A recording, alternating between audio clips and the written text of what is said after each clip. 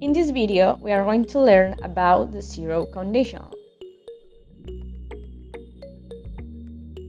We form the zero conditional with if or when, present simple, a comma, and another verb using the present simple. This conditional is very easy because both verbs are in the present simple. So let's see an example.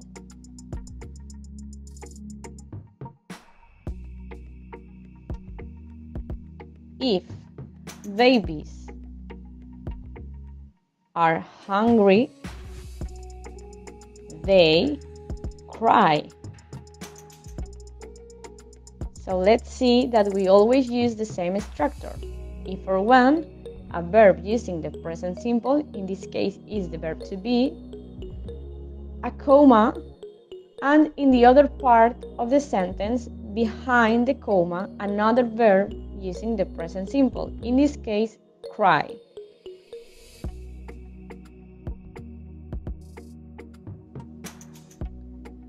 So now, let's see when we have to use the zero conditional. We use the zero conditional to describe real events, to talk about situations that actually happened.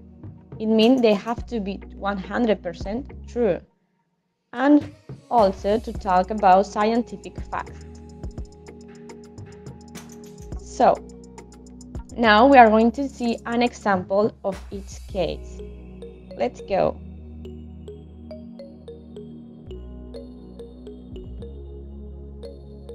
Let's see first an example describing a real event.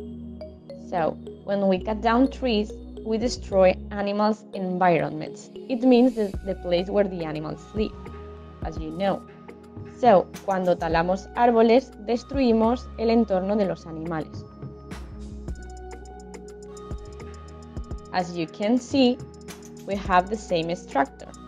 When, a verb in the present simple, a comma, and behind the comma we have another verb using the present simple. Now we are going to see an example talking about a situation that actually happened. In this case, this situation is true for us. If people are rude to me, I don't listen to them. Esta situación es real para nosotros. En este caso también podemos utilizar el cero condicional. Si la gente es maleducada conmigo, yo no los escucho. Como veis, hay una situación y una consecuencia a esa situación. Y usamos la misma estructura.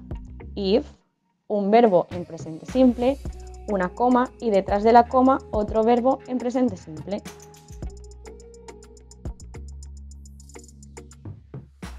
Finally, we are going to see an example using the zero conditional when we talk about scientific facts. If the water temperature falls below 0 degrees, the water becomes ice. Si la temperatura del agua cae por debajo de los 0 grados, el agua se convierte en hielo. Este es un hecho científico y por lo tanto podemos afirmar que es 100% real. Si os dais cuenta, en todo momento usamos el condicional cero para hablar de hechos que son reales, de cosas que son verdad. Y además siempre utilizamos la misma estructura. En esta frase podéis ver de nuevo que tenemos el if, un verbo en presente simple que sería false, la coma y detrás de la coma otro verbo en presente simple. En este caso, becomes.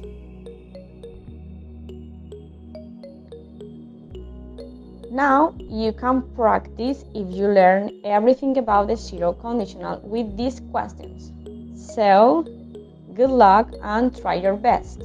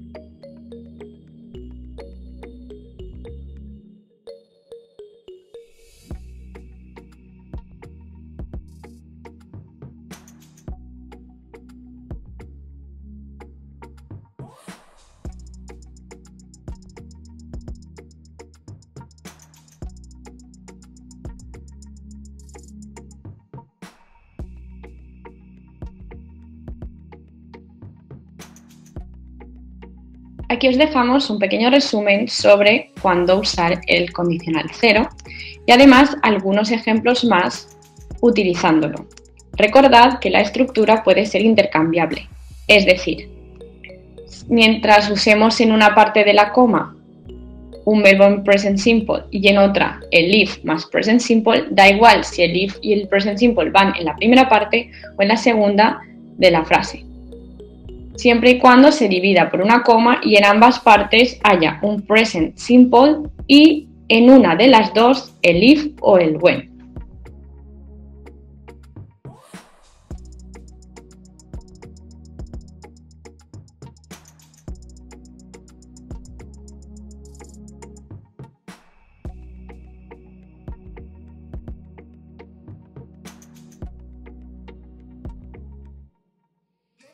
Recuerda suscribirte si te ha gustado, darle like y activar la campanita para no perderte ninguno de nuestros vídeos.